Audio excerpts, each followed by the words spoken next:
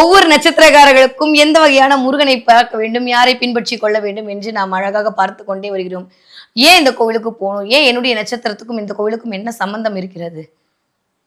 என்னுடைய நட்சத்திரத்துடைய ஒளி முருகனுடைய எந்த ஒளியிலிருந்து சிதறனைய ஒரு கோவிலாக இருக்கும். அந்த கோவில் போய் நான் எப்படி அமர்ந்து என்ன மாதிரியான வழிபாடு செய்வது அப்படின்னு நிறைய பார்த்துக்கிட்டே வரும், நிறைய அலசி ஆராய்ஞ்சிட்டே வரும். அந்த வகையில் இப்போ நம்ம பார்க்கக்கூடிய ஒரு நட்சத்திரம் என்ன அப்படின்னா, சந்திரனின் ஆகச்சிறந்த ஆளுமையை பொருந்திய நடுநாயகமாக விளங்கக்கூடிய திருவோண நட்சத்திரம். நிறைய சொல்லிக்க 2 நட்சத்திரம் மட்டும் தான் திருன்ற அடைமொழி இருக்குமாமா. ஒன்று பார்த்தீங்கன்னா சிவனுடையது, ஒன்று பார்த்தீங்கன்னா பெருமாளோடது.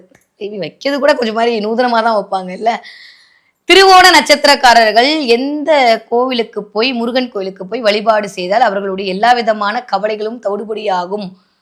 ஆசை என்கிற மாய பிசாசு உங்களை ஆட்கொள்ளும் போதெல்லாம் அதெல்லாம் வேண்டாம் வேண்டாம் வேண்டாம் அறவே தவிர்த்து அந்த குகனுடைய திருவடியில் நீங்கள் சரணாகதி அடைவதற்கும் நீங்கள் போய் வழிபாடு செய்ய வேண்டிய ஒரு தலம் ஒன்று உண்டு என்றால் அது கிணத்துக்கடவுல இருக்கக்கூடிய முத்துக்குமார சுவாமி திருத்தலம் தான். இந்த தலத்துல நிறைய விதமான, நான் யூஸ்வலி இந்த தோஷங்கள் பத்திலாம் அவ்வளவா மிகைப்படுத்தி சொல்வது இல்லை. அது இருக்கின்றது ஒரு பக்கம், இல்லைன்றது ஒரு பக்கம். அதுக்கு நம்ம எப்பயுமே ஜோதிடத்தை அறிவியல் ரீதியாகவே அணைக்கிறோம். இருந்தாலுமே அங்க நாக தோஷத்திற்கான ஒரு நிவர்த்தியான வழிபாடுகளும் சரி, சடங்குகளும் சரி, அது நம்பிக்கையின் அடிப்படையில் நிகழப்படுவது. அதுக்குள்ள போய் நம்ம கை வைக்க கூடாது.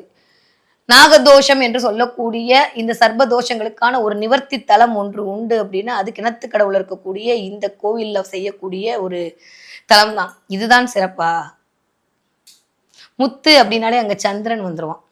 அதனால்தான் சந்திரனன் சொல்லக்கூடிய அவரை தன்னகத்தே வைத்திருக்கக்கூடிய, பெயரில் வைத்திருக்கக்கூடிய ஒரு நாயகன் யாராக இருக்கிறான் அப்படின்னா இங்க இருக்கக்கூடிய முருக கடவுள் தான். எப்பயுமே நவரத்னங்கள் நிறைய ஒளி கொடுக்கும்ல, முத்து கூட சில சமயம் ஒளிர்விடும்.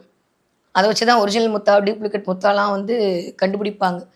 முத்தியும் இவ்வளோ மகிமையானது அப்படின்னா, சிப்பிக்குள் அந்த விழக்கூடிய அந்த தூய்மையான பரிசுத்தமான முருகன் அருளால் கீழே விழக்கூடிய அந்த ஒற்றை துளி தான் முத்தாக மாறுகிறது. அப்ப எது முத்தாக மாறணும், எது மகத்துவம் பொருந்திய மழை நீராக இருக்க வேண்டும் என்று அவன் தீர்மானம் செய்கிறான்.